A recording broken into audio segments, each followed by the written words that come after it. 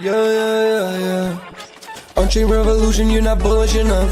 OnChain Revolution, you're not bullish enough. Every day we steady looking at the market, and we gon' tell you how to get started. Chain abstraction, fear and greed index, always looking at price action. Roll call in advance, you don't even gotta mention. Swap it in the decks, you're not bullish enough. Trade it in the sex, you ain't trenching enough. We do that market recap. Too much Bitcoin, gotta go to rehab. Shizzy and Jagobi. OnChain Revolution, network in the art. Every day we go live, baby, you know where we are. We mention all the networks and the crypto. Need some more liquidity. Flipping and trading is the recipe. Too many protocols to count. I get high and I'm never coming down. Number go up, then I'ma say peace. Yeah, you thought that I was gonna leave. Yeah, we just getting started, man. OnChain Revolution. Every day. Bring the beat back. Eyes everywhere, gotta be careful with volatile meme coins. You can get some bread if you round trip it, then you gon' regret. All this information in my head. BYOR, touch grass instead. Nobody really knows how it's gon' end up today. Somebody gotta tell you what's happening today. I don't let the money change me no way. OnChain Revolution, here to stay. Yeah, say I'm Sage, man. Odin 2 on the way. Yeah. Nicky's.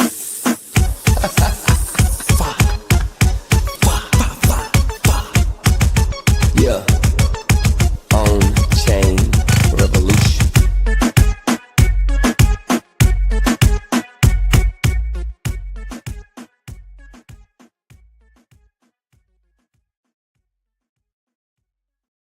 OnChain. Hey, OnChain Revolution. Bitcoin not an illusion. Market recap, then I do a roll call. You're not bullish in the vocal. Look at the price action, change. Yeah, send it to the deck. Sell it through the spec. Order knows the best. Too much Bitcoin, gotta go to read. If you end up bearish, gotta put the knee pad. Let me see the comments. Look at the fear and greed index. Bridge. Look at the chart. Welcome back to OnChain Revolution. My name is Shizzy. On this channel, we cover the entire Bitcoin and crypto ecosystems. What is up, guys? An amazing show for you guys today. We are live for another OnChain hour, and this one is going to be absolutely insane because Bitcoin has had, crazy comeback, as you would say. We were sitting yesterday. I rewatched the show yesterday to kind of see what the price was. I said 82. And then by the end of the day, we're back up at 90. Right now, we're sitting around 88,163. Guys, like, what is going on right now? But we're coiling up. Bitcoin is coiling up for something really amazing. And I think we're going to see a bull run between March 15th and May 14th. I think there's going to be a crazy bull run and cool off in the summer and then right back at it next fall. We're going to get into that. And I think that's because of the M2 money supply. And we have a really good tweet from Colin Talks Crypto. We're going to go over that. We're going to go over the stock to flow chart. I haven't showed Jagobi yet, so we'll talk about that a little bit. And the big news of the day is Odin Dot Fun is down. It is not doing really well. So we've been having fun on it yesterday. Me and Jagobi got into a token called Super X. Got into it, fairly early. And it ran, but we didn't get out because we're hodlers. We have a problem where we hodl too long, and we're just not traders like that. So, but we're holding it, and I hope Odin gets back up. But it is what it is, right? When something's new as Odin, you get problems like this, and if anything, this is bullish because it's just showing that a lot of people are using it. A lot of things happen. So we'll see if Bob can get this back up and running, and we can see what is going on. But without further ado, let's get this show started right now. Bringing my partner here, as always, Mr. Jagobi. What's up, buddy? What's up? What's up, man? Why'd you break Odin, bro? Why'd you do it? I don't know if I did or that bass that came in with our intro song did, man. That bass hits hard, bruh. Now, yeah, it was a bit surprising to see it's down, but like you mentioned, this is a new platform, and so they're going to go through, figuring out like maybe some testing of the demand, because the demand has really just increased almost every day. So we'll see what happens here. They're really good at communicating, so we'll see what the next step is here. But I'm excited. I'm excited to see more people use this platform. And also, Bitcoin gave us a little bit of a thrust up. You know, it was a little mixed bag after the bell rang. But you know, there's been a rebound, I will say. Yeah. I mean, I'm happy at 88,000. Like I said yesterday, we're at 82, right? Like that's huge. That's like you know, what's that? About 4%. I mean, I'll take that all day. But like there was some big reasons why we're kind of bullish right now, and it's all stemming from this. President Trump to reveal reserve strategy at the White House crypto summit this Friday. So this is huge. And then what's Secretary Howard Lutnick actually confirms the U.S. Bitcoin strategy reserve is likely on the card. So this is two things now that came out at different times. So Howard Lutnick spoke yesterday, and then this is being rumored now to happen. So we're going to be talking about this. Obviously, we had the tweet on Sunday about, you know, Cardano, XRP and stuff getting in that. And we think, I personally think it's, you know, going to be donations, and it's going to be a you know, a strategy by Trump to tell, hey, Congress, we want to do all these coins. And then Congress coming back and saying, you know, let's just do Bitcoin. And he's like, all right, that's cool. Right. So it's kind of like the art of negotiations. Right. So. Yeah. And this is, in my opinion, another kind of bullish part of his administration that's been picked. I mean, the Commerce Secretary is talking about how you know, they're going to look at Bitcoin differently than most of these other like blue chip majors that they talked about that would be in this reserve, right? So the Commerce Secretary, which doesn't have a direct responsibility over crypto, digital assets, or anything. Obviously, it can intertwine down the future with commerce, but that just tells me almost everybody around him is bullish on Bitcoin, and so that's bullish overall. I'm excited. I don't like it's on a Friday though, because you know how Fridays have been. Do we get a reversal this Friday and get some positive price action versus what we've seen the previous, I would say, like not previous 5 Fridays in a row, but you know, the previous 5 kind of Fridays that says sucked in the past, like like 3 months, right? So hopefully we can get the opposite of what typically happens on a Friday. 100%.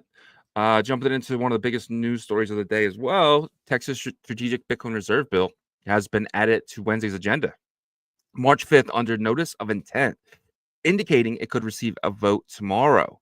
So they're going to talk about this today, vote on it tomorrow. Texas leading the way, man. You guys could be the first place, the first, you know, state to have a bill, you know, a Bitcoin reserve bill. So this could be huge. Yeah, this is something that I expected, right? Even though like PA, your state, put in the legislation first, I kind of felt like Texas would kind of get it through each level probably the quickest. But who knows? You know, I'm hoping this is a bipartisan kind of movement in Austin, right? And if it happens, that's amazing for Texas, right, to be the first. I do expect it to happen though, because notice of intent, meaning, you know, that pretty much I feel like everybody's on board here. So it's just kind of the stipulations, just the procedural things right now. We'll see though. Maybe I'm wrong. Yeah. In your opinion of what you think is going to happen with this, let's just say it does get passed tomorrow. Like, what happens? Does Texas go out and start buying Bitcoin off the market, or do they contact someone like Coinbase and have them set something up? Like what do you think is the next steps after passing this? Well, of course, they're gonna have to, you know, formulate like who's gonna, you know, have the responsibility of like what team, what, you know, what individuals are gonna be a part of this new council or whatever to, and then of course, you know, find a custodian like Coinbase to help manage that, or you know, maybe they have somebody already in mind. Maybe there's a TradFi, you know, company that they utilize for something like this. Maybe they utilize the ETF. I'm not sure what they're gonna do, but it would just be the next steps of formulating this kind of, you know, clean, smooth process, because this definitely needs to be like a clean kind of procedural like build out. Also, you know, they're gonna have to talk about budget, you know, state budget. What's like, how much of this is gonna be allocated to this on an annual basis? Those kind of questions is what I'm assuming, because I don't work in the, you know, Texas State Congress, right? And I don't have any close friends or family. I'm just assuming from, you know, the little bit of knowledge I see online and stuff like that. Yeah, I actually, it's a really good point you just made, because I didn't even think about that. They could just buy the ETF, right? You can, I mean, they probably have a state, you know, could just open up a state account on one of these sites and just buy the ETF. They don't even need to actually hold the Bitcoin, because now we know these ETFs are backed 1-to-1 with the Bitcoin, right? So they need to hold the exact amount of Bitcoin. So that could actually be the easiest way for a lot of these states to go about it. I mean, but yeah, this is massive, dude, and congratulations! And it's in your state of all places. Come on, Pennsylvania, get it together, man. Get it together so we can get this as well. So pretty big.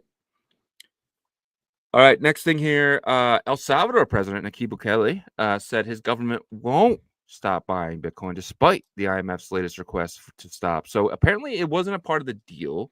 It was just the requested part of the deal. So Bukele was like, yeah, we'll think about it. And then he's like, nah. I love Nayib Bukele, man. I absolutely love what he's doing for the country of El Salvador. And this, they have over 6,000 Bitcoin, and potentially if they keep on the same pace, they'll have over 10,000 by the end of the year. I mean, that 10,000, and it's like, say 10, 15 years. I mean, they could be one of the highest countries by GDP because of the Bitcoin purchases he's making today. Yeah, talk about a leverage switch, right? You're talking about El Salvador, which was in a rebuild process. He had to tackle multiple things at the same time. Being the number one murder rate country in the world, switching that to being the last, which is honestly, that's the biggest accomplishment in my eyes out of everything, because you're making the community and country safer, right? And then fixing the economy, right? And then going into taking risks here, going into acquiring Bitcoin consistently and all that stuff, and being laughed at by the IMF, saying, you guys are, this is so dumb, you're gonna fail. Now the tables have turned, right? And they're begging for his business, or the El Salvador's business, and also asking nicely, can you get them this? Can you stop, like, from a public government angle, purchasing and acquiring Bitcoin? And we'll think about it, which he already knew his answer in the back of his mind. He just wanted that loan, right? So really, I mean, the dude's playing. He doesn't even have to play 4D chess. He's just playing checkers at this point, because it's too easy with them, And I love that for him and El Salvador, that they were able to really switch the leverage up there. Yeah, and what are they going to say? We want our money back, and he's going to be like, you know what? See, what happened was I had it in this account, and then and now it's all in Bitcoin. I don't know what to tell you, but yeah, just joking around. So this is really interesting and got me crazy bullish. If you think about this next thing, BlackRock says if every millionaire in the U.S., just the United States, asked their financial advisor to get them one Bitcoin, there wouldn't be enough. Like, it's just not enough Bitcoin. And I think in the next 10, 15 years, if you're a millionaire and you're trying to preserve your wealth because you're seeing how inflated the dollar is, you're seeing the M2 money supply keep climbing, you're going to be looking into other assets to protect your wealth, whether that's real estate, gold, Bitcoin, or other places to make sure your dollar isn't just being destroyed, right? Because I still think, I don't care how good like Trump's thing is, I still think there will always be a crazy amount of inflation. I mean, 2-3% a year. I mean, every dollar you have, you're losing 2 cents on every single year. And I think a lot of these millionaires are going to get, they're going to get, if you hold assets, you're going to make money in this Trump administration, right? And I think a lot of their assets are going to get bigger and bigger, and they're going to try to find ways to make sure they're keeping that wealth, and Bitcoin is one of them. And in this sense, I mean, it's not possible for every single one of them. That's an amazing point. We have 22 million millionaires in the United States, right? So that's obviously not the amount of available Bitcoin on the market. It's much lower than that. Even if it was full supply, we would still not have enough, right? So that's a really bullish statement, I think. And if you're listening and you haven't really been stacking sats, it's probably something that you need to really think about over in your mind, because there's going to be a point, and some millionaires will buy several Bitcoin, right? So exactly, right, until you get to this point. And so there's going to be a point, and that's what BlackRock is trying to point out here, that supply and demand really rip up, because there's not going to be supply, but there's going to be a ton of demand. Supply shock. And I think that's how we get to 700K this cycle for sure. All right, so let's jump into this Colin Talks Crypto thing real quick. So Colin Talks Crypto is someone I've been following for a while. Back in 2020, when I first got in, he was one of the first people that I was watched. In the bear market, though, I got to say, this guy was like wrong. like he was wrong a lot. he was he was in the capo camp where he felt like we were going to drop a lot harder, and he died on that sword. But during the bull run, man, he was pretty much on last year, and I wish I would have listened to him, especially in 2022. But he got a little too bearish, and I think that's what happens. But in this one here, he says the global M2 money supply chart just printed another vertical line. See far right side of the chart, yellow line. The rally for stocks, Bitcoin, and crypto is going to be epic. March 25th is the approximate date. And then he says down here, March 25th to about May 14th and counting. So this is the chart he's saying, and this is what's going to be printed starting, pretty much soon, right? We're right here in money supply, but this is what's scheduled to be printed in the next coming months, and he's expecting us to absolutely rip out of here. So what do you think, dude? Like, this could get, I mean, I love how he put 2 dates to it. May 15th to March 25th. I'm sorry, March 15th to May 25th. Yeah, I mean, whenever you use a date range, you're pretty confident, right? And Yeah. we've always known the M2 money supply really dictates financial markets because Yeah. it's whenever you have people have more money supply, right, comes out, right? So I am bullish on this. Obviously we don't know that those dates are going to hit exactly, but there's a couple of things that can line up with this too that could Yeah. really piggyback on it, right? Cutting rates, and then the stock market responding favorably to that, Yeah. normalizing the kind of geopolitical thing. We have the tariffs behind us a bit, right? I mean, 2 days ago, but at least they were signed into being active, and we can talk about other things. So there's a lot of things that can play into this, and so it's exciting. How was he wrong in the bear market? Was he wrong with the money supply or Capo. different things? Okay, gotcha. Yeah. Okay, He was so just that's a too little, bearish. yeah, that's a Yeah. little different though. Okay. He did get bearish like January 2022 with a lot of the bigger name guys, like Benjamin Cohen and Capo, and a lot of guys who called the bear market right on. They got a little too bearish going in, and were saying we need to hit specific numbers. He was saying we're going to see a $400 Ethereum. He was saying we're going to hit like $8,000 Bitcoin. Like, he was real bearish, and because of that, I was like, this guy's a joke. But then he's actually just recently, like, a lot of guys in a bull market, they're great, right? But in a bear market, they just get a little too bearish, especially with the guys who've been here for multiple cycles. Yeah, a lot of people got that wrong, right? So I won't hold Yeah. that against them. A lot of people were following Capo because Capo was hitting things like perfectly before that, right? Yeah. So Yep. so Mhm. not not going to hold that against them. Plus, not everybody's going to get everything right, all the time. Yeah. So, but the M2 money supply is pretty consistent, in terms of Yeah. a reaction from the markets. And again, I said, like I just mentioned, there's a lot of things lining up to kind of piggyback on top of this. So. Yeah, 100%, 100%. All right, let's take a look at stock to flow chart real quick from Plan B. It's something I like to take a look at. We didn't get a chance to take a look at it yet. I forgot to look at it yesterday, but this is the updated chart with our new dot on it. This is our February dot. What are you thinking looking at this chart right now with the added dates? I mean, the added dots, and it doesn't look great. I mean, we've never seen anything like this before, especially in the red. Yeah. Well, then I think we're due for a bit of separation here, right? Yeah. And March does seem to be lining up with some of the stuff we're hearing with news, Mhm. possible rate cut, a lot of stuff. It might be towards the end of the month, right? And I think at the very latest, maybe beginning of April.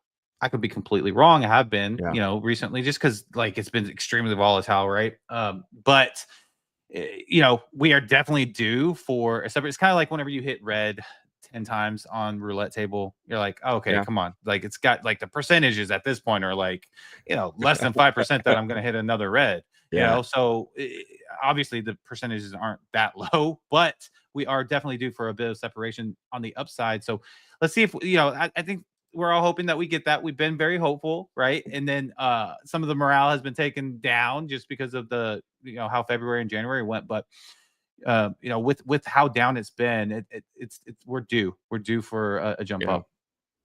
up. Yeah, I'm expecting by the end of March we're back up here, and then April and May, maybe then June, July, August, and then the rest of the year maybe just peak over before we kind of come back down. So I'm kind of expecting here like the back end of 2025, early 2026, for us to hit this line of 700K and then kind of come crashing down to about 300, 350 and kind of hang out there, maybe even hit 280.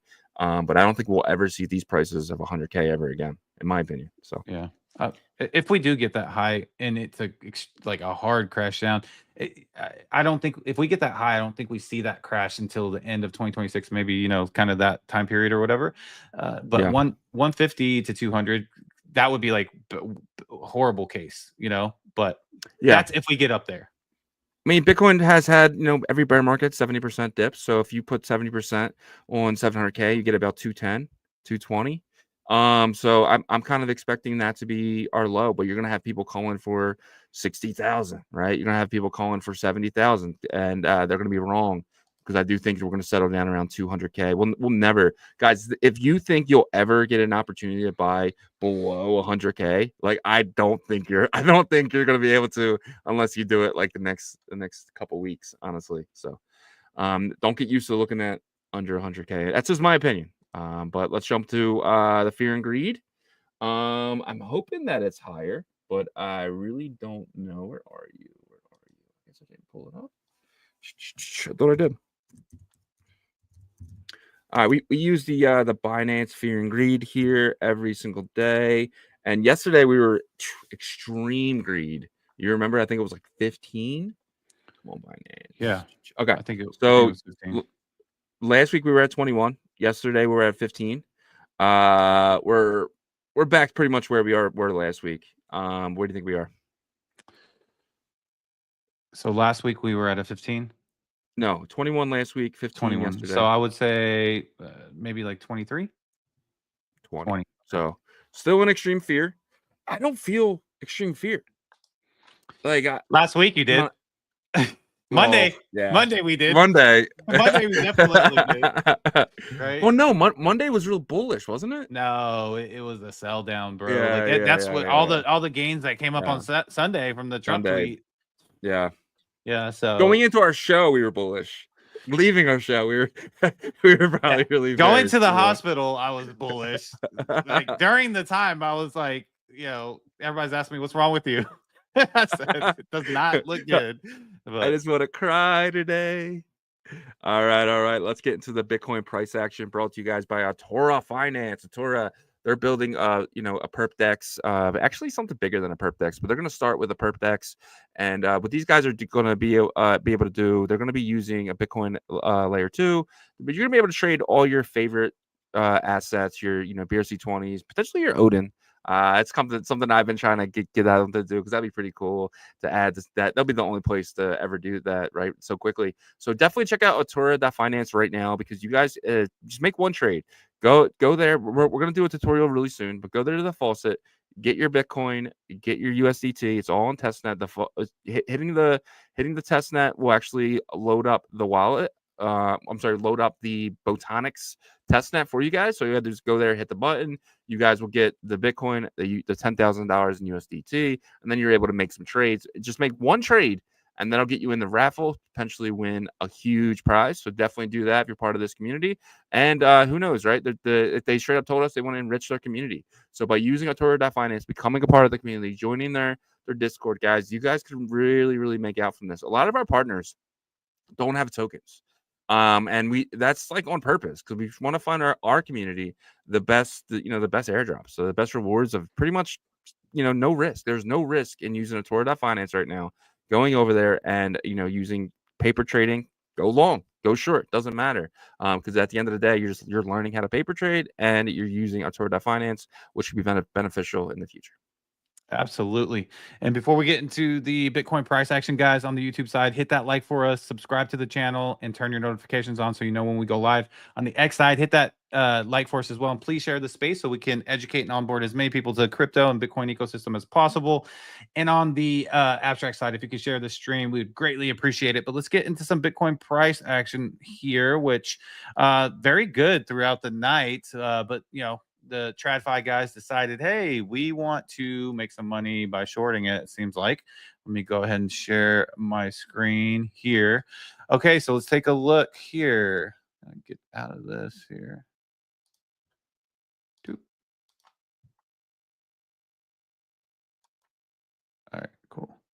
Bring that up. Okay, there we go. Okay, so you can see throughout the night we rebounded very well. We can see right here we pulled up, and then right when the 8:30 kind of bell rang, they decided they want to continually take it down, right? So but I'll take that, right? Because we got all the way up to kind of that $90,000 to $91,000 mark, which to me that was a really good build back. Yesterday we were as low as 80, 84, 85, building back up. So but our buy pressure definitely died down as the bell rang this morning at 9:30 Eastern. TradFi probably lining up with some shorts here. It's a good opportunity for them, right? They can control the markets.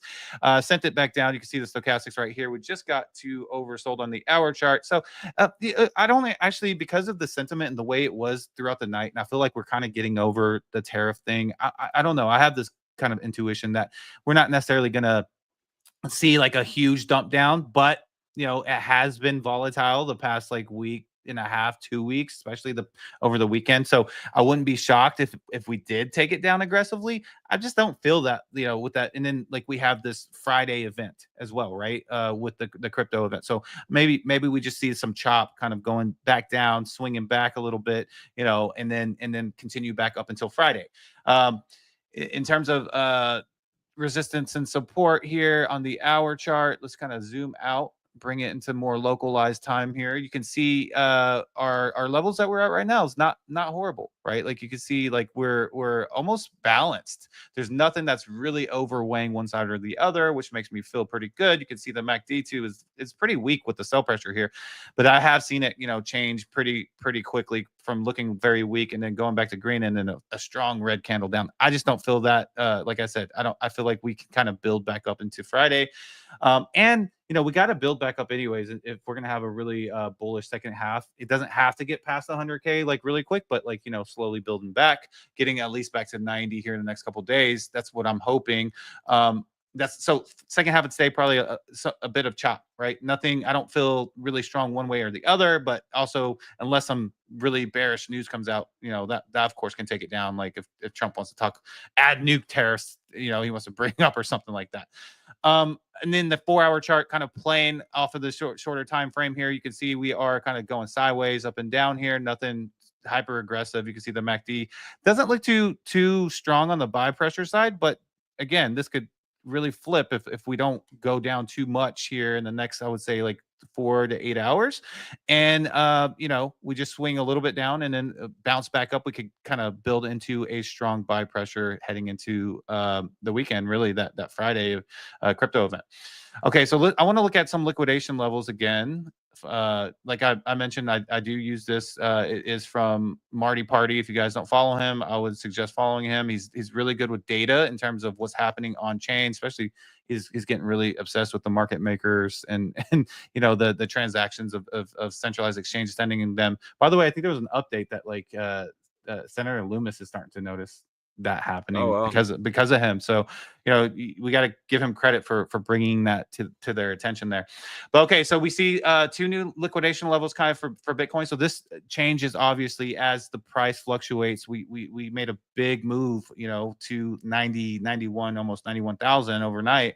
And so the new liquidation levels here, you can see there's that kind of floor of the 79.5. I don't think we see that, but you see a lot of longs right here, and the more that they're clustered together, the more liquidation amounts are there. So the blue is going to really represent the longs a bit more, and then you can see that the short liquidations up here in this 94,000 range, and it really starts here at 93.45. So we have seen the market makers really swing up and down recently, right? They're just really trying to clean house with a lot of leverage, and so that could be that's the one thing that makes me think maybe they do kind of swing down. That would be such a far dip down, and it would just feel like so much more manipulation, right? If they were to take it right now from 88.9 to 80K, yeah, we've seen that type of move consistently, but just right after that big move, I just think it's gonna just really knock the air out of just any type of morale that we built up here the last day or so.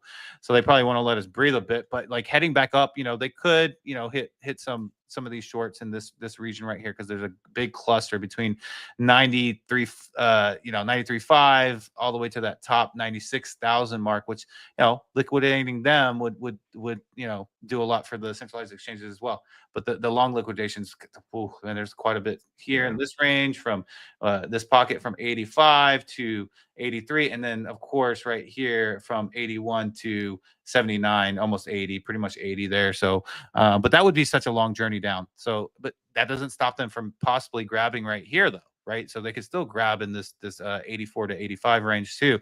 I just don't see it heading into this weekend as well. They just liquidated everybody this past couple days, both sides. So yeah.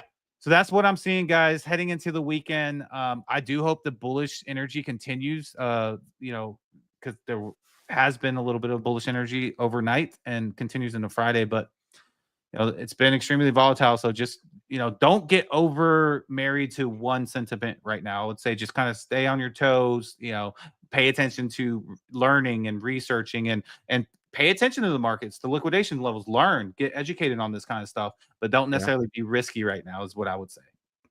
Yeah, that's great advice. I mean, that's the thing too, is like when we're really bullish, that's the time to get risky, right? When you see Bitcoin really running up, sideways isn't really the best time for risk on. So you just got to be patient. Yeah. It'll come. Or spot is okay. Like, spot is okay whenever, really, if you're DCA, right? Yeah, exactly. So. All right. Let's get into today's roll call. First in the show, and it looks like Matt's got hit last night. I apologize, buddy. The Reaper came for him, but it looks I can only go by what I see, guys. This is the game that we're playing, right? Like, I'm sorry, Matty, but it is what it is, my friend. And PJNZ, congratulations to you. You did win today, and it is your 6th win of the year. Congratulations to you. It looks like your last win was around February 19th. So congratulations to you. You got number 6. You're definitely in there. WebDrill got 11. Danny with 9.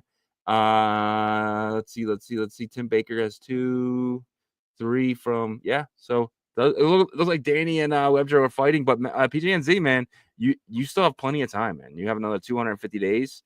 So this is anyone's game for that frog. So we announced yesterday that the winner of this competition will get a frog. But we did announce as well that 2nd place and 3rd place will get a prize as well. The 2nd place prize will be we'll let you guys know what it is in about 2 months, and the 3rd place prize in another 2 months. So I did see some of you guys saying you wanted to donate to that, and but something we could do too. If you guys are interested, we can give you a wallet address. You want to donate to the winners, but that's up to you guys. We're not asking for that. So yeah, and then Superfan also offered up possibly some heroes as well. So we'll connect with Superfan.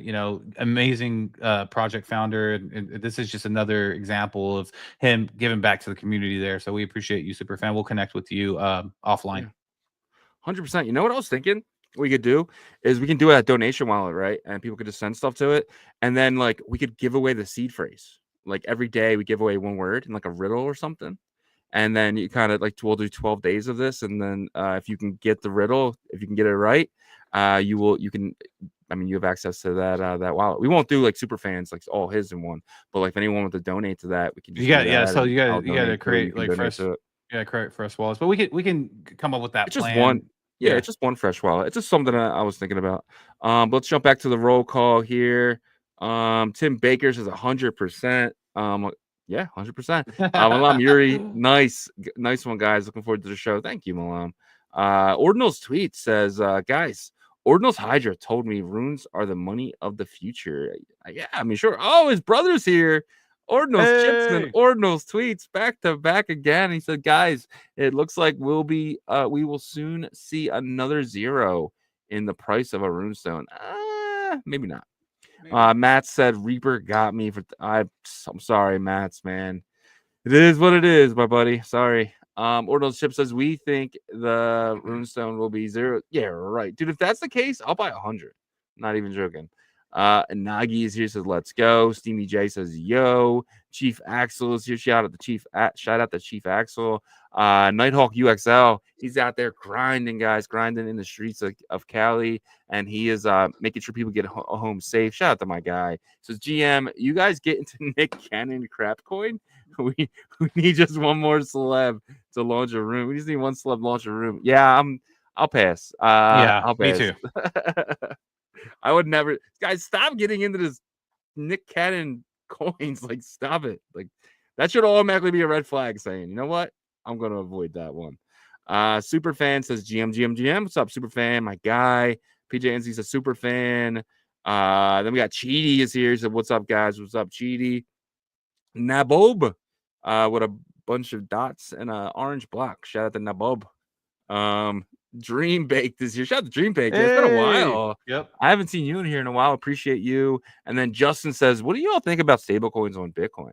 If there was a stable ruined coin pegged to $1, I wonder how much interest that would bring to the ecosystem. So there is. There's Hermetica. Hermetica has the USDH. You want to check them out. You can buy that on potentially on Magic Eden right now. And we do know that when Arch launches, Arch is going to be using Solana's tech stack, but going to be finalizing all transactions on the Bitcoin using ZK rollups. So that's something that we're looking forward to too. We think you're 100% right. When stablecoins get here, they're going to be pretty massive. But we do know that TAP actually bridged in some USDT from Ethereum, and it's all actually on their swap right now with liquidity. So there is, man, it's going to happen. And when it does happen, that's going to be pretty big for the Bitcoin ecosystem, right? Yeah, there's more too. You know, Scott from what was it? Yeah, it's just not live yet. Yeah, I think that's going to be a rune as well, and a BRC20. I think they're doing both standards on layer 1. So, and then you have, of course, BAMP of Nakamoto. But like, I don't even want to say it. Like, I don't trust Jack. Yeah. So, but my point is that like there's an initiative already, right? Yeah. And so, one last thing is the tether on Lightning too. What would that be like? We're gonna learn here in the next 6 to 12 months what all this is gonna look like. But they're here. Yeah, 100%. Thank you so much for your comment and your question, for sure. Rick G is here. Says GM, Chief Axel, Superfan, Dream Bake, PGNZ, Chile, and Ordinal Enjoyer. Shout out to Rick G, man. PJNZ says, if we go super high, like 500K plus, people will rush to offload USDT, etc. Is there actually enough stable to absorb such a run? It could be tether depleted rapidly and people can't exist to stable. So I've learned recently that there's a big player about to enter the stablecoin game. I was actually listening to the All In podcast, and they said Stripe, the one of the biggest credit card, I think they are what, Swift, right? They're the biggest, and they're actually going to be launching a stablecoin. You're gonna see all these companies looking at Tether and looking at USDC and saying, wow, all we have to do is create a coin out of thin air and back it 1-to-1 to $1. Seems pretty easy. And then we make money from people going from dollars, stable coins, back to dollars. I mean, it's going to happen. It's going to happen. There's going to be a lot more stable coins to come. And I think Swift could actually be, or the guys at Stripe could actually be, they use Swift, right? Is that how it works? No. I don't know if they have international money transfers, but they do credit card. They do credit card processing is their main business, though. Okay. So they have like contracts with easy website builders. So if I were to create a store for myself, Stripe is already integrated. Yeah. So I just have to quickly sign up, stuff like that. So they do a lot of internet business with credit card processing, which makes sense. They're already kind of in the traditional finance sector, but in the commerce side. But that's interesting. Because they're going to have a lot of investment for this, or they already have a lot of capital. So big player. Yeah, they're about to enter, and this is just one of them. So they were talking about it. It was Jason Kalkanis and Chamath. They were talking about this, and Chamath basically said, like every like business that he's talked to has a stablecoin plan. Whether that's going to be using USDC or deploying their own, but it's not hard to deploy your own stablecoin. Like, it's seriously, you just create a ERC20 on the chain that you want, and you back it 1-to-1. As long as you can show the funds, I mean, stablecoins are easy. So yeah, to start, but probably not to maintain though. What do you mean maintain?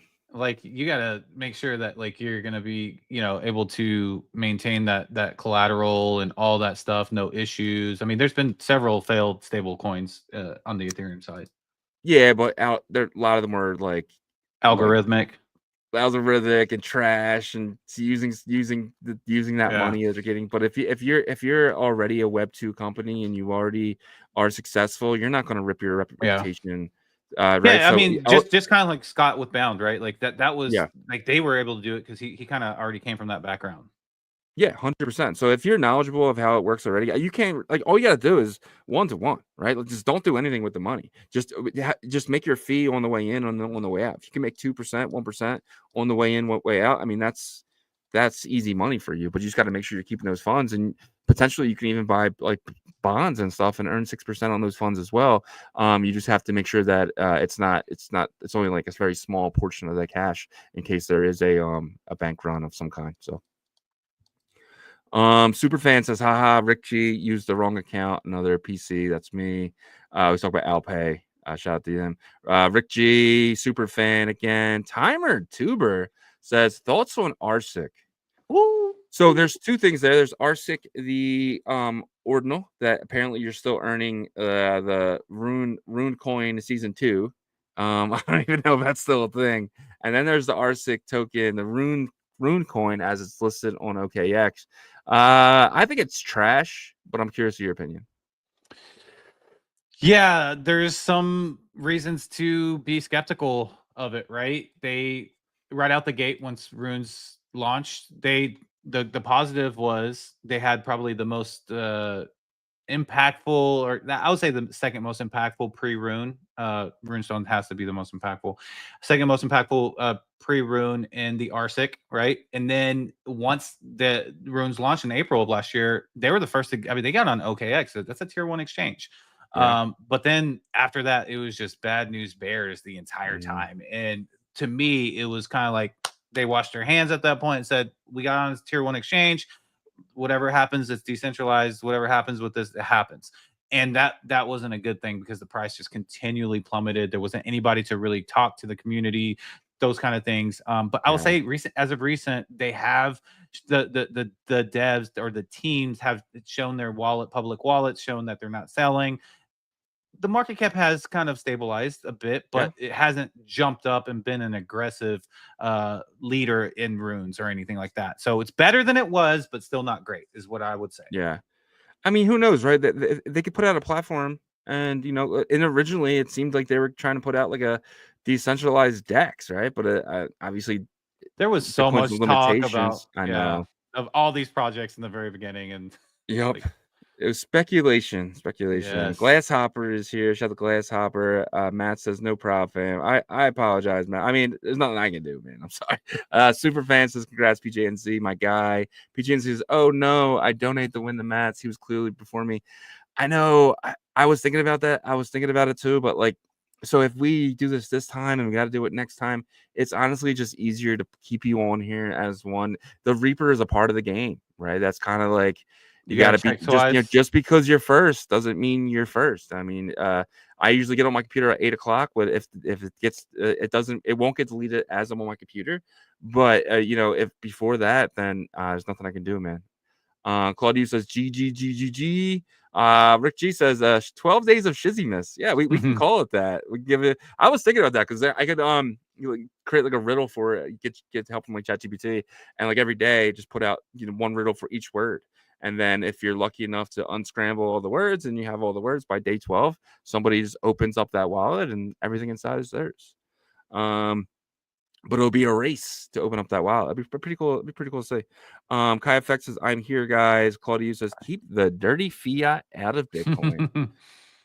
I gotta agree with that 100%. Timer Tuber says, do you guys think it can hit its all-time high again in the future?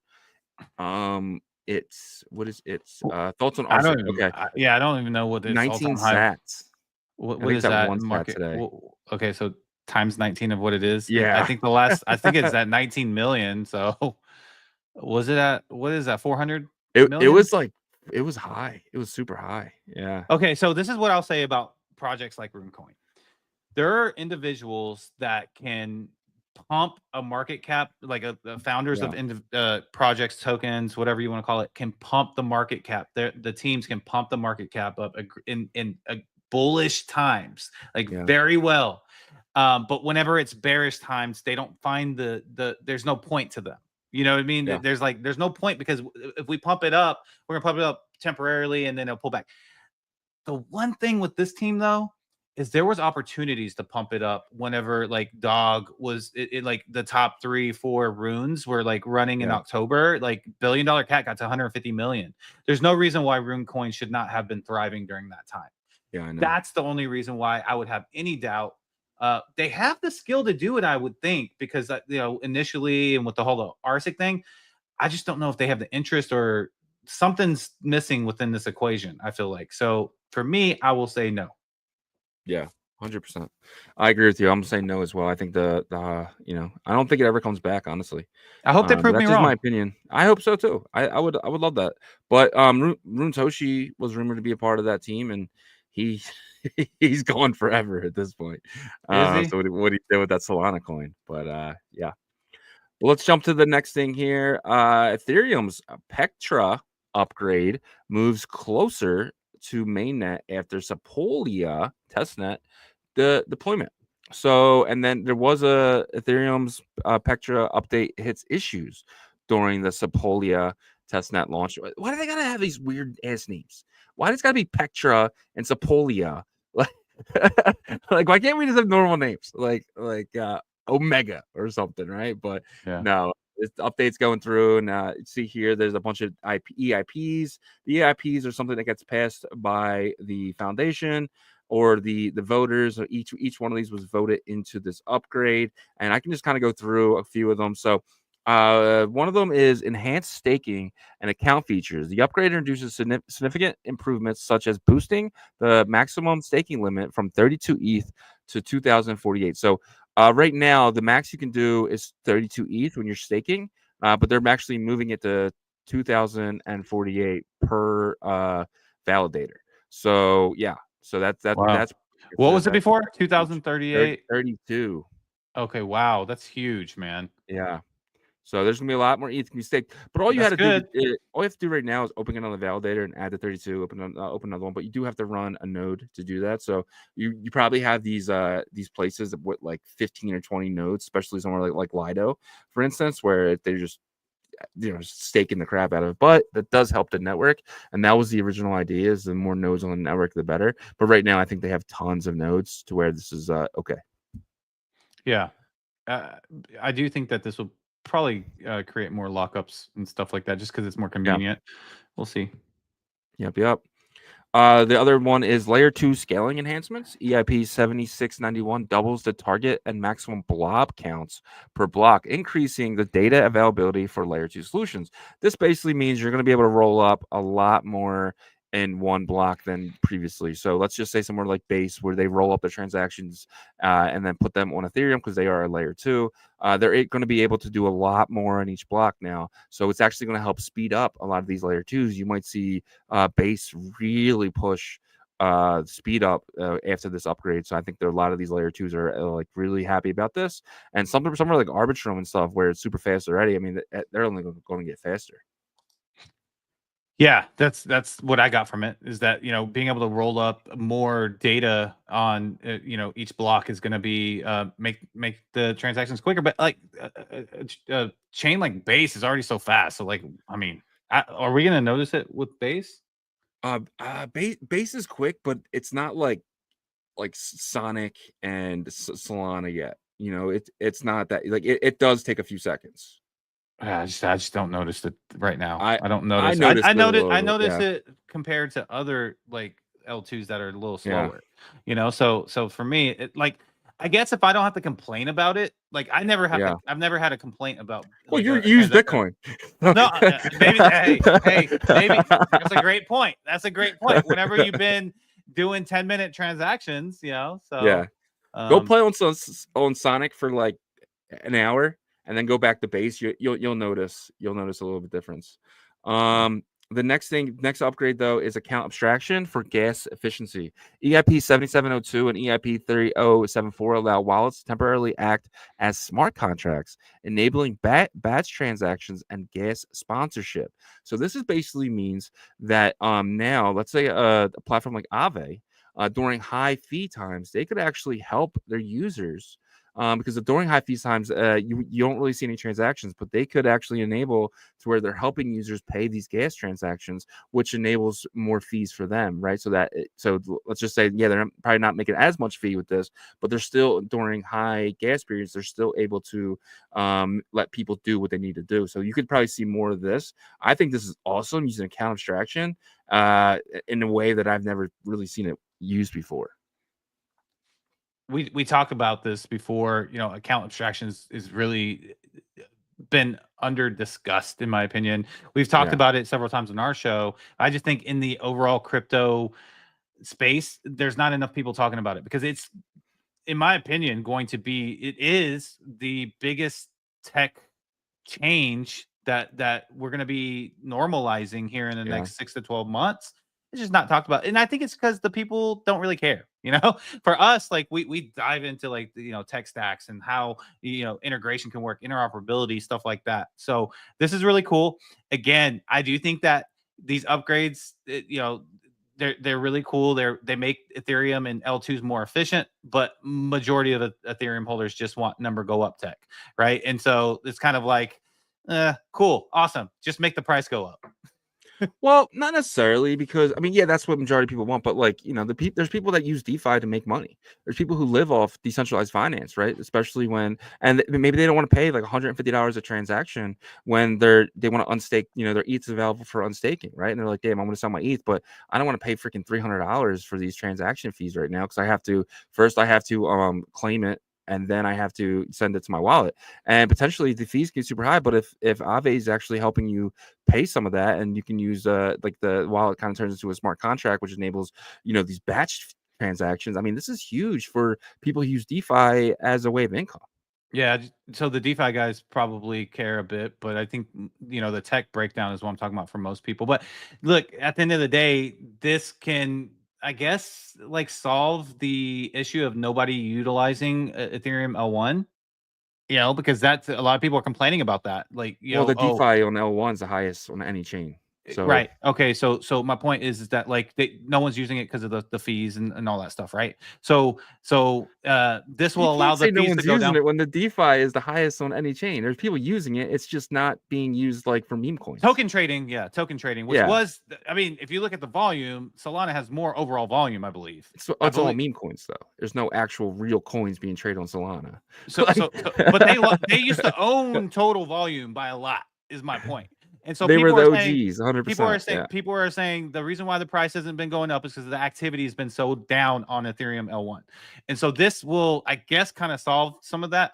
I don't know if it actually solves that issue because you are still using chain abstraction and then you're utilizing the L2 anyways.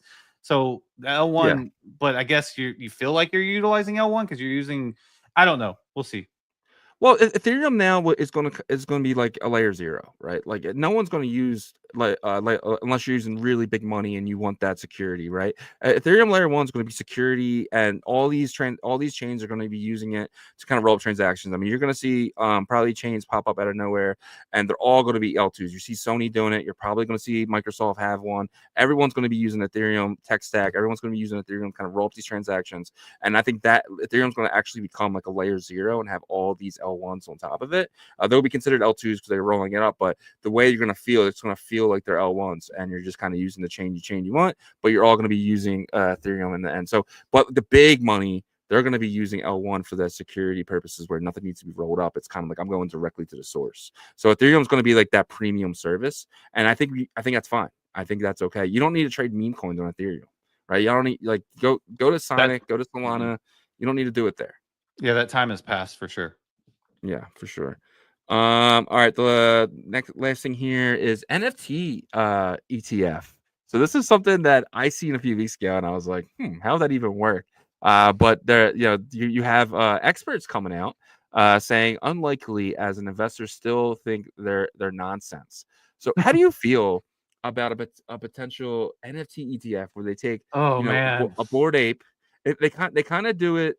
I had a good visual, but they kind of take, let's just say, the top 10 NFTs, put them in an ETF, and you can gain exposure to these NFTs if you want to, right? And as an option. But oh yeah, I don't want to buy an NFT, but I would love to buy this index of the top 10 NFTs, and someone's controlling it in the back end, taking out number 10 and putting in number 11, right? And doing that stuff. Would this be something you think TradFi would want, or do you think we're still years and years away? I'm trying to think, is there an ETF for like collectibles right now? I don't think there are.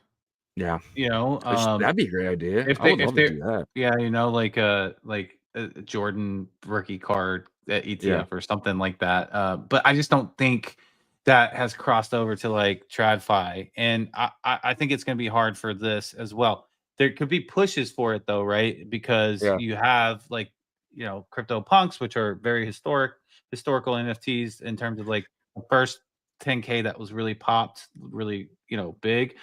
But I don't think we're there yet. If there's yeah. even like a thought of this happening for the TradFi sector, it's just too risky. It's so that's just my opinion. Yeah, 100%. And we don't even have a coin yet. Like, I think there should be a coin first where I can buy the coin and get that exposure, right? But then you're trusting someone else with custodian it, and we've seen that kind of fail before when people are tokenizing NFTs, and we see some guys come in and just take the whole NFT, and then that token goes to zero. So there's definitely that aspect of it. But that'd be really cool to see if Coinbase would maybe put something together like that, where you could maybe buy a coin and have exposure with them custodying it. If there's a need for it, I'm sure they'll make it. But yeah, man. Yeah. All right. It is Wednesday, and every Wednesday we go into BTC. That's the wrong word. It's not BTC.fun. It's BTC. It's betBTC.win. So every Wednesday we do Wager Wednesday, and today is officially Wednesday. So huge updates from these guys coming. If you're using Odin right now, you're basically using the same technology BetBTC has. So definitely check this out. It's betBTC.win. And just so you guys know, there will be an airdrop. These guys are not, they're not sugarcoating at all. They're not worried about anything, especially with this new administration being very friendly to crypto. But all you have to do is come here, use your X1st wallet or your Unisat wallet or your Phantom wallet. I think you can even use. You can pretty much use any wallet. Come here, connect it, and you can you can deposit some Bitcoin if you want to, but just getting that wallet open will get you the airdrop. Right now there's 384 wallets that are opened, and you get 50 points for just creating the wallet right off the bat. So you're eligible right away for that airdrop that's coming. And and if you're interested in climbing and getting more of that airdrop, you can deposit Bitcoin just like I have, and you can kind of go through and you guys can make some bets or make some predictions. So, I mean, they have a lot of different stuff here. Will China's social credit system become mandatory for all citizens in 2025? And you can take a bet on that. It's really simple, really easy. I'm going to say no because that's kind of, I mean, everyone went yes. So I'm just going to say no and what $1, and maybe I'll win some money, right? So you do the processing. And in a few seconds, yep, just like that, it pops up here. That bet is placed. My $87 becomes 86 because I predicted $1 on that one. And they have different markets for different things. So just know when you're using this, not only are you're utilizing the platform for making your predictions, just like poly markets, but you're also earning. When you do something on poly market, we don't think they're ever going to do an airdrop. So, but we do know that Bet BTC here will do an airdrop. So definitely get in here, get on that leaderboard. If you haven't yet, stop being lazy. Get on that leaderboard. It'll be worth it. Deposit $10. Make some bets. They do have new features coming. So right now, this is 24-hour markets, but this is actually being changed. They're going to actually go to a 10-minute market. So where you're going to be able to bet on Bitcoin, Binance token, or BNB, a Solana, and you're going to be able to say up or down in the next 10 minutes. You say up, you'll make the bet here, and then it'll pop up. You can put $1. Let's go $10 on this one. Oh my Right now, gosh. this is $20. Way, so I'm whale thinking over Solana. here. I think Solana will be higher than this price that it is right now. So whether it's $1, 1 cent, whatever, I'm gonna go $10 on this bet, and we will see if I win it. But yes, but in the future, they're gonna do 10-minute markets, which is gonna be really cool. Yeah, and so that was the part of our recent meeting with them that I got really excited about because it's very degen, guys. 10 minutes, right? So before 24 hours is too long, right? Because I have to sit there and wait for a whole day to see if I'm higher or lower than the price that I thought. But 10 minutes, man, this is gonna allow you to, and you get out you in this format, you get paid out instantaneously. So if you're right, you'll get that, that bet. If you're wrong, you're gonna lose it, right? So you're gonna be probably staring at the chart for like 10 minutes. So be responsible with this. But I'm excited about this because I think this is huge. And to kind of piggyback of what you said about you're using pretty much the same tech stack ish as Odin. I would just keep your eye on that possible relationship there, because if you're using a tech stack and two killer apps come out, you start to build an ecosystem, if you know what I mean. Yeah. To me, that's even more bullish on utilizing the platform, earning points for their future TGE. Yep. And PJNZ says, who is number one, by the way? Let's take a look at that leaderboard one more time. PJNZ, man, you are a competitive guy. You got me by 3x, bro. Like, you are killing it. But like, the best part, your volume is only $600. Like, you got the number one, which is $600 in value. He's got it down, dude. It doesn't even mean it's $600. It just means, you're in, you win, and then you're back in and you win, and you're back in and you win. Like, you can do that with $10, right? As long as you keep winning and don't lose. But I mean, either you're really good at betting. Yeah, you see the profit there on the right. He's up $195, because there is some people that are down. Ethereum Dad's down $7.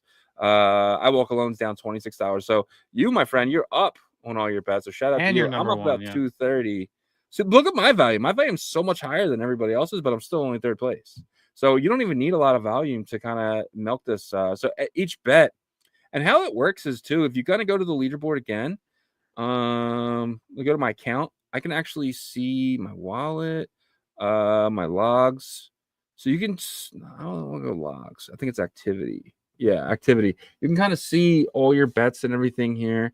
But yeah, so I'm up. My returns are $571. I'll take it. So I'm not doing that bad. My predictions are pretty good. So definitely, not terrible. Not terrible. I still have a lot of bets that still haven't cleared yet. I think some of them are in March, and the Q1 for a bunch of them. So I'm looking forward to that as well. But yeah, do we have anything else that we need to put them or? No, we pretty much went over the updates that we're able to go over. The biggest thing is the 10-minute markets that should be live by Monday, I would say, but that's something that we'll probably partake in every Wednesday, just because it's, like I said, 10 minutes. We can actually do one at the beginning of the show, and then at the end see if you lost money. I'm down, dude. It could be fun. I'm definitely. We can check it every 10 minutes. I mean, we can just talk about something and go back to it, honestly. But guys, go check this out. Like I said, get on this leaderboard. Get the airdrop. It's free money. Free money, guys. You don't even need to. You don't even deposit. But if you do deposit, you get more points and you can climb up the leaderboard faster. But it's up to you. But definitely start an account here. And to Yagobi's point earlier, the B life is going to be a big part of this as well. So looking forward to that. Yep, I'm excited. Yeah, man. All right. Breaking news, real quick. Breaking news. Yeah, go ahead. Really quick, let me share my screen.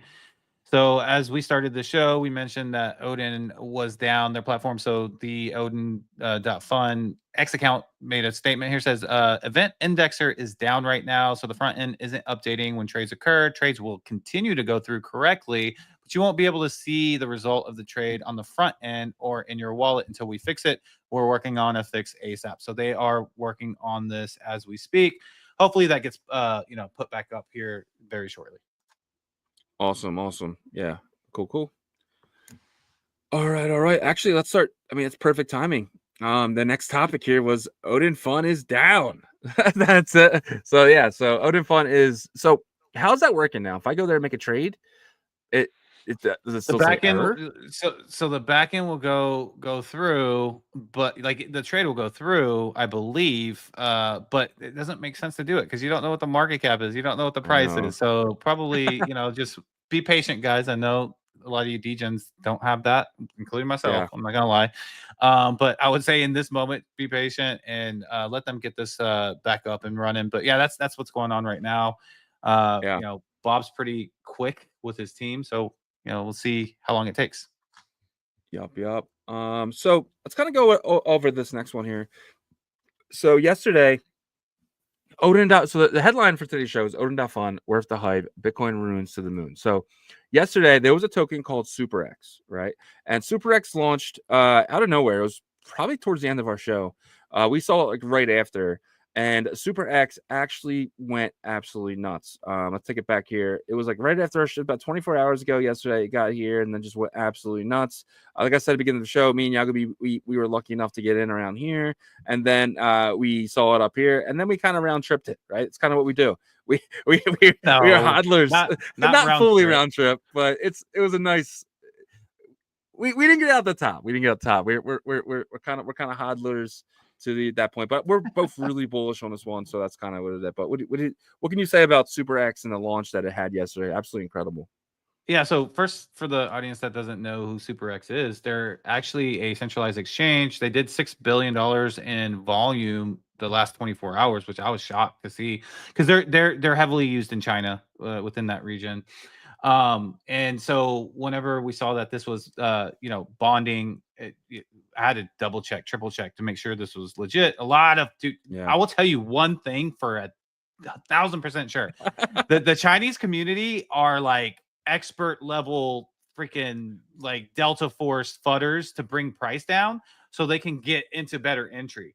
I would see so much FUD on this, and it would scare people out of their positions, dude. Yeah. And I would click on their link because you can see their portfolios, and they were all holding Super X. And so I would be like, dude, you're holding Super X. What are you talking about? Right? Because they would be like, oh, team confirmed this is fake. They were hacked. Blah blah blah. Yeah. I literally went and messaged Bob myself because they said Bob mentioned it in the Be Life Discord. They said Bob Barley mentioned that this was a team hack in the Be Life Discord. I messaged Bob because we've had him on the show. You know, he's really cool. I said, hey, did you mention that this Super X launch on Odin was a hack? He said no. He's like, I have no idea if it is or not, but I did not say that. And I actually went and then I said, well, they're trying to FUD it to bring the price down. He just gave me the crying, laughing emoji. He's like, this is crazy. Obviously, he was happy. I congratulate him because this was a big one. This was the performing one-day token launch because they went from bonding to 2.5 million, which you guys are probably like, oh, that's not high. You have to remember, like, people are just getting onboarded to Odin. So it's high for Odin. Like every other token has had to hit its levels, 300K, 150K, 300K, 750K, then $1 million over a long period of time. But if you filter it by volume over there at the right, filter it by volume, you can see, does it show the highest there? You can see that Super X in one day had, what is that, 5 million? 7. So, okay, 7 million in volume for one day. Look at the ones ahead of it. So you only have Sparks, which launched a month ago. Then you have Odin Cat that launched 2 months ago, and of course Odin Dog that launched 2 months ago. There's nothing even really close. I guess you would say what is that? Pep Odin's is the closest. It launched 3 days ago, and the volume's not even that close, right? Between the two? No. It's so this is 6 million. Oh wow! Yeah, wow, 6 million. I'm actually pretty shocked of that one. So it seems like it's picking up. So anyhow, so just to go back to the Super X launch, so it launched, it did well. Everybody was like scrambling to make sure that it was actually the exchange team saying, yes, we did launch this. They put it on. They have like 348,000 followers. They put it on their X account. They followed up with another post and saying that they're going to support this and they're going to try to figure out how to list the popular Odin tokens on their exchange. So, be careful. Always do your research on all this stuff, guys. It's super high risk. This kind of environment. You guys know from the pump fun style, but this it definitely, I noticed a difference over here. It's way less GD than over on Solana. That doesn't mean it won't get there, but because it's early, I'm really hoping that Bob creates like just a kind of a link to where there's a swap by itself as well to get because you can swap in and out of these tokens like a swap with AMM and stuff, but maybe just have like a link for just the swap as well by itself and stuff to kind of give it that like feel of, okay, that there is just you can just have a swap here as well. So I got you. Kind of like a DEX type feature, like a Uniswap type of thing. Okay, yeah. Radium, really something like that. Yeah, that would be pretty cool. I do like how it's all in one though. I do like being able to click it and then just being like, pop, Fi. You know, Fi had to go to like a different. I guess it's the same thing. Now thinking about it, I guess it would be the same. Yeah. But yeah, 100%. But yeah, so what are some coins that you're kind of excited about right here? So obviously we have Odin Dog and Odin Cat. These are the Bob coins. There's a couple other Bob Satoshi's, another Bob coin. Sparks was created by the Be Life. There's like a group of people, including the Be Life guys, Domo, Udi's in that as well. But this is just they came out, basically said it in a Spaces yesterday that this is no utility. This is just the meme coin that's from them, but they're bullish on it. And yeah, Big Cat's a mascot came out. Ghost Node, we think, is from a group of ICP people. Odin Frog just came out 4 days ago, but actually did really well. I think this is from the guys at Debauchery, but I could be wrong. I know they're very bullish on it. And then yeah. So what are some tokens that you're bullish on? So Odin Dog for sure. There was an actual MEXC listing without an announcement. So MEXC's obviously. So this is the thing about Odin right now. They're getting attention from centralized exchanges, right? So MEXC had listed Odin Dog without anybody even knowing, meaning that they bought a certain amount of Odin Dog, and as most of the people in here know, on Odin, once it bonds, it starts the etching, it like process. That doesn't mean it etches right then, but it goes through like kind of like this process of like getting into the line of which one bonded, and then they'll eventually etch right on Bitcoin layer 1.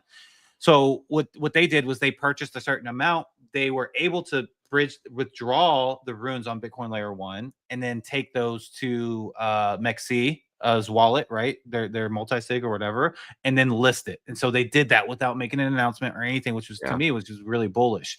So Odin Dog's gotten all the way up to 30 million, and it's been fluctuating between 20 and 30. It hasn't really gotten to the top part of 30, I would say, for the last like 3 or 4 days, but things have kind of pulled back a little bit, but it has stayed above 20, I would say, for the most part. So I'm definitely bullish on Odin Dog because I think that it's going to do well.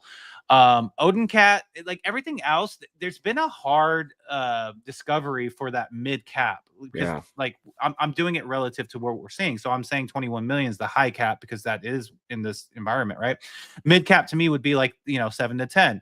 It's been really hard to kind of maintain that, right? And I think that has to do with continually needing to onboard more people because more liquidity and capital and users would help. And they're doing a good job. They're just doing it in levels and phases, right? But Odin Cat has been kind of going to war with Sparks for that number 2 spot. Sparks held it for the past week, but Odin Cat yesterday really leapfrogged Sparks and kind of re-solidified itself in that number 2. So pretty bullish on that as well. Sparks having that Be Life team, you have Domo, you have Udi, you have the Animoca brand kind of part of that Sparks community. That's bullish as well. And then the Satoshi Nakamoto, this one's interesting because it's kind of, there's already a Satoshi Nakamoto rune, right? On Bitcoin layer 1. This is different ticker, but same kind of short ticker name, right? It's been pretty consistent. It's hung around in between that $1 to $2 million range, right? Bob, I think, is considered the dev in this one. Maybe I could be wrong. He is. Yep. Okay, yeah. So the Bob tokens seem to do very well. Like at least like in the top 5, Bob is the dev or he created them. So that's maybe a little bit of a pro tip there to look for his name, not financial advice. It's done pretty good. I just wonder, like, is this going to squash out the original Satoshi Nakamoto rune? Yes. Because the market caps are roughly around the same right now. And so I'm okay with that one. Super X, I'm look, it got to 2.1 million or 2.5 million yesterday on day 1. I don't know what the previous high was. I'm pretty sure Super X was the high for the first, like the day 1. Like I said, these tokens before because they have like this pump fund mechanic. It's really hard to kind of consistently like go up, like because the liquidity is still coming in phases over here. So like I said, almost all these coins in the top 10, I've seen them be at phases of 150, 300,000 for a day or so, then move up, and it, so those I'm pretty bullish on. The ones that I mentioned, I would say probably Satoshi's the least one. I'm bullish on those. BitCat's a new one. It seems like mainly Chinese community. Ghost Node to me has been very consistent of staying at least above 600,000 and right at 1 million. And there's some rumors that like Dominique Williams, which is the founder of ICP, is behind this. Obviously, that's rumors as of now. He hasn't come out and said he's doing it. There's also rumors that there's a AI product called Caffeine AI that's going to be associated with Ghost Node. There's a lot of hearsay and rumor talk right now about these Odin runes, but that's for you guys to take and research and confirm if that's true or not, right? So you guys got to do your research part as well. Other than that, there's the only one that I haven't really talked about that I'm a bit more bullish on is the Pep Odins. And the reason why is because there is a alpha site called pepodins.com, and this is the product of that Odin rune token. So a lot of people are using this. I saw Mr. BRC use this, and I think he was able to determine to get into Super X because of this, and he got into Quarry's token SNEC because of this, right? And some other things. So people are starting to use pepodins.com as an alpha website tool, and that's the token for it, right? So I've heard talks about like they're going to eventually token gate this to where you have to hold a certain amount. So that could be a bullish angle as well. Other than that, I'm kind of just sitting back watching. Yeah, I'm super bullish on the site for sure. The token, it could be like the cookie token, right? To where you like cookie DAO, you needed a certain amount to kind of get really good exclusive content to where you're kind of seeing stuff that other people aren't. And you might see something like this. I hope they don't token gate it like right away. I kind of want to make sure that it works properly before I stake my tokens, because cookie DAO, you actually had to stake for 6 months. It was like a long lock period, and to get that. So I we'll see what happens here, but I do like this. Like last night, I was in the debauchery war room, and I was watching, and someone mentioned the token, so I went here and I'm looking, and I check hits, right? So I learned that hits means how many buys or sells in the last 5 minutes. So this is constantly changing. So yesterday, when I was looking at Dude, and someone mentioned it in there, and then immediately I saw the hits go up to about 50. And it was like, and then the age matters too. So when something is 3 minutes and it has 50 hits, that's something potentially you want to get in. You know what I mean? So, I mean, not financial advice at all, because it could dump right away. But maybe start looking at that. So when someone's about to drop a new coin, someone said like last night, they were like, we're going to drop a coin. I immediately start looking at this nonstop, just kind of waiting for that coin to drop. And nothing ended up getting dropped. But at that time, if that coin did get dropped, I would have seen it maybe before a lot of other people who weren't using the site, right? So yeah, definitely. And if you're wondering how do I even get into Odin Dot Fun, you have to have some Bitcoin, and you have to use a Bitcoin wallet. Xverse, I know they accept Xverse, Unisat. And then you have to deposit that Bitcoin, which I think you mentioned the last time you deposited, it was a pretty smooth 2 blocks, or was it? It's hard to say because it was like 20 minutes, but I don't know if that was 1 block or 2, right? Gotcha. So I didn't actually look at the mempool. But it depends. Like that's one thing about Bitcoin. Like you could get a 50-minute block and be like, what the hell? Or but when J25 said when he was on the show, he said that he did a deposit and he got it like almost right away. Like he was shocked, but he might have got lucky and got it right on that Bitcoin block. So it does depend on that Bitcoin block. But as soon as it hits Odin, I don't think the processing time is too long. I think you should get it pretty much quickly. So but yeah, who knows? But yeah, last time I did it was like 20 minutes, but my withdrawal was like right away. I did a withdrawal, like same thing. So just think of this as like almost like a centralized exchange where you deposit and withdraw, but you're actually you're doing it in a decentralized manner. You're actually depositing your Bitcoin, and they're actually kind of bridging your Bitcoin over, and you're getting CK Bitcoin, which is ICP's version of Bitcoin in the back end. But it just shows up as BTC here. It's back 1-to-1 with Bitcoin, your Bitcoin. So you have no problems with that. And then you come here and you can buy using that Bitcoin, and everything is denominated in Bitcoin. There's USD value, but everything really is Bitcoin at the end of the day. So Bitcoin goes up, Bitcoin goes down. It really depends on what you want to do. But you can actually, like when Bitcoin's dropping, it's actually smart to be in these tokens because they don't seem to be dropping when Bitcoin does. But when Bitcoin pumps, you see a lot of people actually going into Bitcoin because you're actually, when it's down, you're actually getting more Satoshis to get into it. And as it's going up, the Bitcoin price is going up. So you're making money that way too. So I don't know. There's a lot of different ways, different strategies that you can take. But I'm really falling in love with Odin Dot Fun here, especially the last like week or so.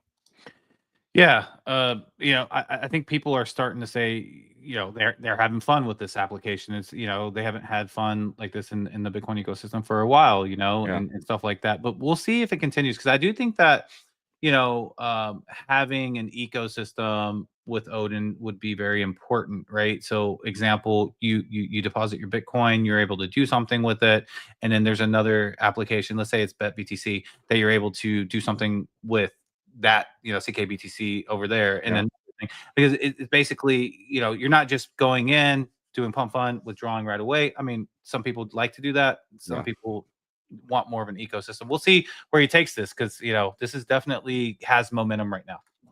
Yep. And the last thing I got today is my guy Block. He's going to be dropping a token. I was talking with him yesterday. Hold on one second. Let me make sure I get the blockchain link. So it's at Chain Racing Club, and the name is Block. So he launched a bunch of successful meme coins during the crazy BRC20 run, and I think he's about to do it again. So this is coming up next here. He said, if you're sleepy, go to sleep. But basically, he's going to be dropping. I don't know if it's going to be today, right? So he said he wants to do it when China is awake and the US is awake. So he's not going to do it at like 4 in the afternoon, right? Or 4 a.m. in the morning. So he's going to either do it between like 7 and 9 a.m. or 7 and 9 p.m. But we'll see what happens here. I was giving him some suggestions, like something like get in the car, because that's something he actually told us that like back when Sats was going nuts, he would go into these Chinese rooms, and they had a saying that was like stay in the car, meaning do not sell your bag, right? Like hodl. Like hodl. And we like this. So I gave him a suggestion. I don't know if he's gonna take it or not. But I was just telling him, I was like, hey, maybe you should do like get in the car. And he was like, dude, I love it. So we'll see if he does something like that. I think the food stuff is done. He had glizzy, which was a hot dog, and he had sats and stuff like that. So I don't think it'd be good to do another food or anything like that. But I do think get in the car would be cool. So definitely look out for Block. He's a part of OSD. We had J25 on a Monday, another member of Ordinal Support Desk. I'm trying to get them to change their name to OnChain Support Desk, but I don't know if they're gonna listen to me. Just kidding. Yeah. So so I will say, guys, this is not like a endorsement or anything of this token or anything. This is, you guys do your research on this, okay? So we don't want to hear you come back and be like, oh, it dumped on us and stuff like that. This is just news within the ecosystem, and so take it with how you will, and and do your research on it. And if you get into it, you get into it. Shizzy and I are degenerates. We'll probably get into this, but it's more of, hey, this is what's brewing up and cooking up. I mean, yeah, if you can get into it at 60K, hell yeah, do your thing, right? But don't buy it at 2 million and expect it to go to 4 in one day, right? Like it's strategy, it's playing the game, and everyone who watches the show is, I expect you're pretty knowledgeable on how to manage your own funds. We're getting new people, you know what though. I mean? Well, to manage your own funds, like I think you should. Like you should be able to manage a checkbook and like not go dump a house. You'd be surprised. But yeah, so like I said, if you can get in early enough, maybe this is a play for you. But if you miss it, if you're out grocery shopping and you get home, maybe wait for a dip, right? But this is something I'm personally getting into. I like Block. I know what he can do with meme coins. Seen it before, but again, it's a gamble. Like I'm not expecting huge returns without huge risk. But that's kind of what this is right here. But if there's anyone to run a meme coin, I think Block's number one. I think it's actually Block's better than Leonidas. I mean, we've seen it with Sats, we've seen it with Rats, we've seen it with so many other tokens that he took to $1 billion market caps. Ordi, and Leonidas has barely done that with one. So we'll see. Well, I won't be too greedy and ask for a Sats. I'll take a Rats, which they weren't too far from each other in terms I'll take a honk. Yeah. If you got out, give me a half of Rats. Rats went to $800 million, guys. I was just like, Wow. I mean, and that was the thing is the rats one was like the Chinese collaboration with Yeah. OSD, and that thing just took off like crazy, guys. But again, just know that FOMO is very dangerous. It's very dangerous, and so Yeah. just be, you guys are adults and you can make those decisions yourself. So I don't think we need to say that constantly, though. You know what I mean? I think I just don't. I just everyone don't gets the want. point. I don't want people to get hurt if they, say. But you already made the point I there. will tell them straight up. They come at me. They come on the comments and say something like that. I'm just gonna say, sucks to be you. Like, I don't know what to tell you. Like, I'm not gonna be responsible for someone else's mistakes, right? So, Yeah. Yeah. Just that's all I want to say is just like for yeah, me, I tell myself in this situation to be careful. So yeah, 100%. Sorry, I just in my head I just pictured you talking to yourself, but I do that a I'm lot. just kidding. No, I'm just joking. So, but Block did say this morning that he's going to be doing something for the Goosano holders. So, whether that's an airdrop or something. So he said, obviously he's going to do a pre-mine. I think you have to do a certain amount, like they force you to do like something pre-mine, but he might do a little bigger of a pre-mine, so that's why he's able to get like 6% of the supply, and then he's going to in that wallet, he's actually going to potentially, and this is an idea, airdrop it once that rune becomes available, or the BRC20, because this might be the first BRC20 as well. So that's another thing. Bob's in talks with these guys about this actually being the first BRC20 on Odin, back to one with because Block has tons of 5-ticker BRC20s that he just did it. He minted out a bunch of them with 21 million supply, and what he's going to potentially do is send that to Bob. So Bob doesn't have to etch a rune like he normally does. And when you want to bridge out, they'll actually be in BRC20 form. And, what could happen is Block could withdraw that 6% or whatever the pre-mine is, and then airdrop it to Goose Holder. So if you're somebody who, maybe I got work tonight, I'm not going to be able to make that. I don't want to be at my computer all day. Maybe just buy a goose. Right. And if that's the situation and he does do that, I don't know if this is true or not, but this is just another play idea that I'm having in my own head. Again, this is very risky. Maybe buy a goose, but I'm bullish on the goose as an ordinal anyway. So for me, it's like I think I hold a goose over on Merlin.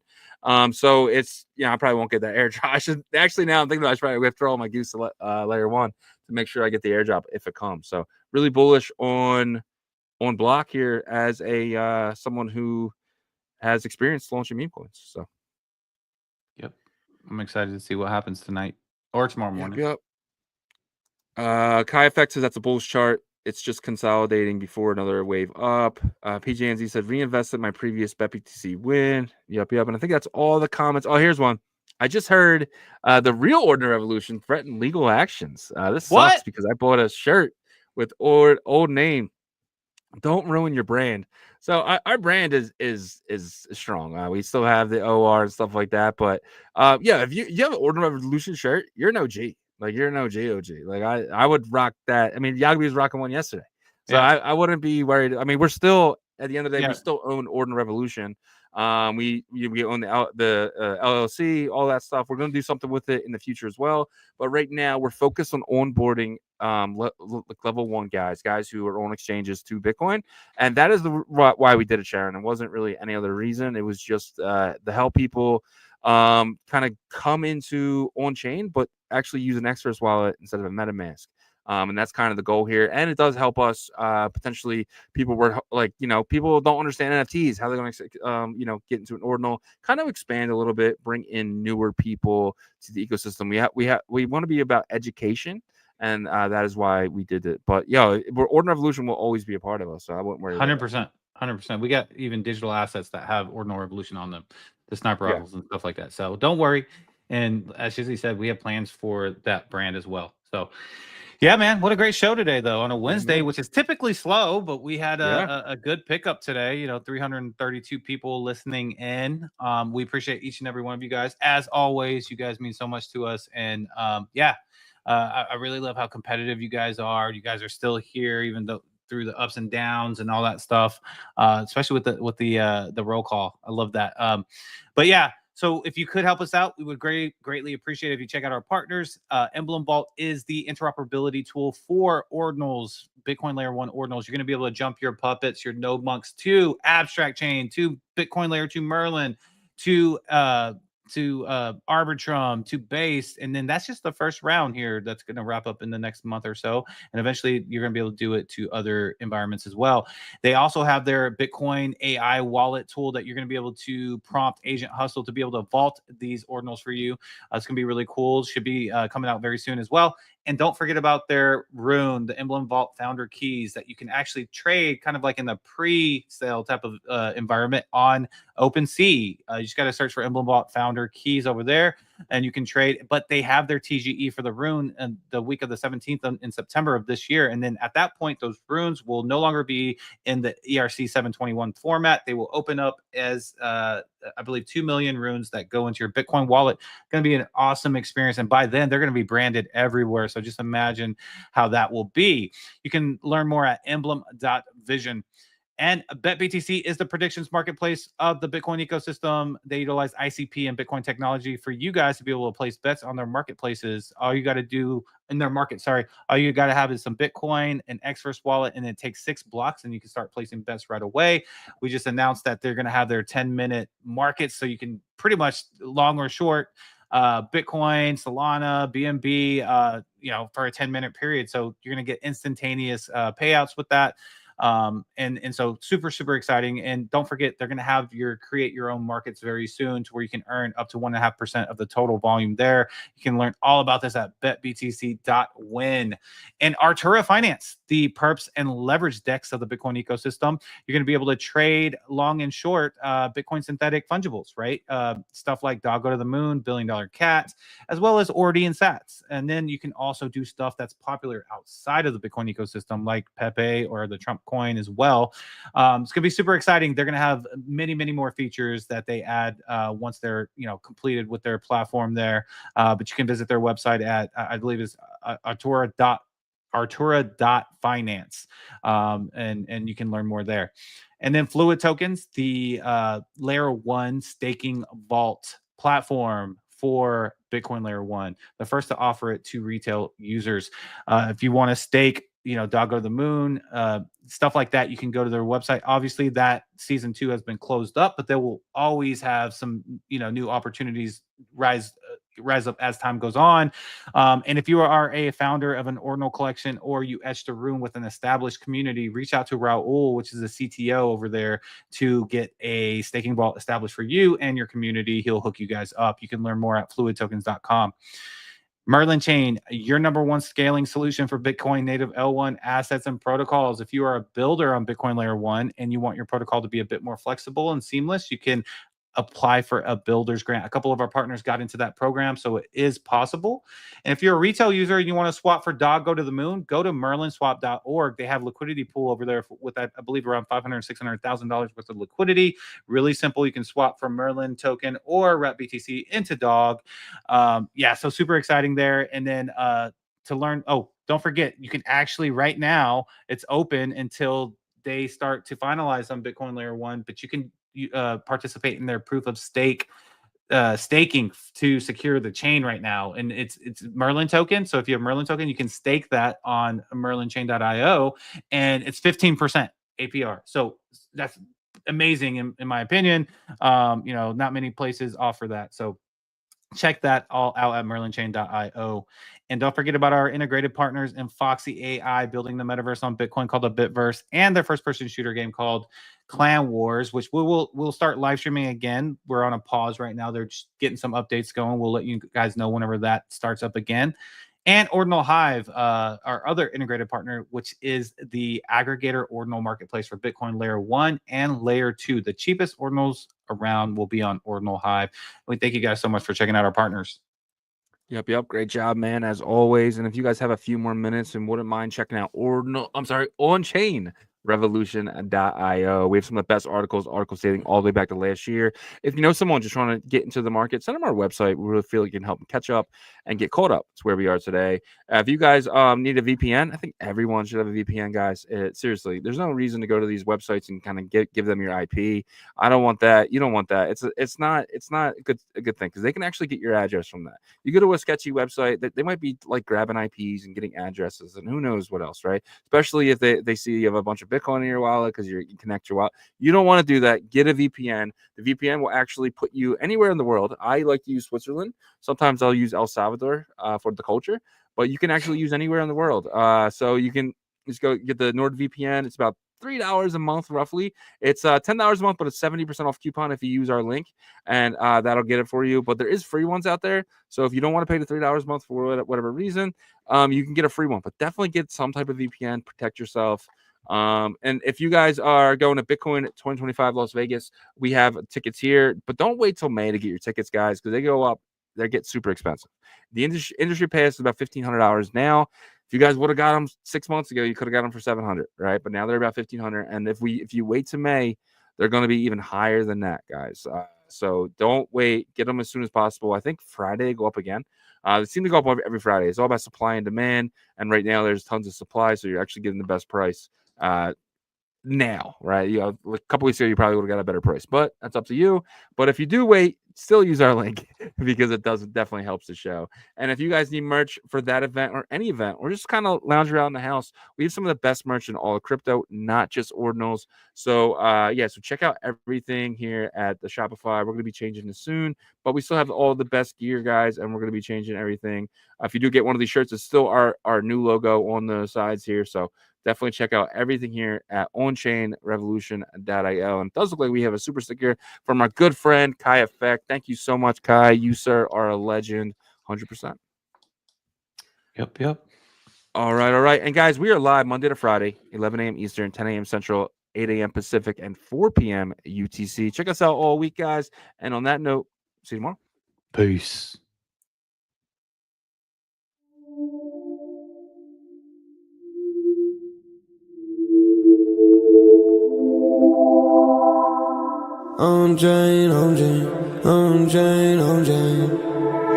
OnChain Revolution roll call. Market recap. You not bullish enough, no. You're not bullish enough, no. Look at the price go. Bitcoin control. Why you still coping? Price action rolling. Don't fall for bear trap. Swapping indexes and putting it up in the sex. I can take profit right now. OnChain is where I be now. You can never look back. They don't want you to know. How did the market react? Fear and greed gotta adapt. Now we bridging the tokens and marching the network right now. You know how crazy we are.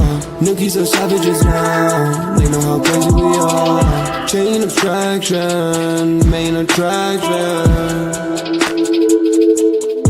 OnChain Revolution.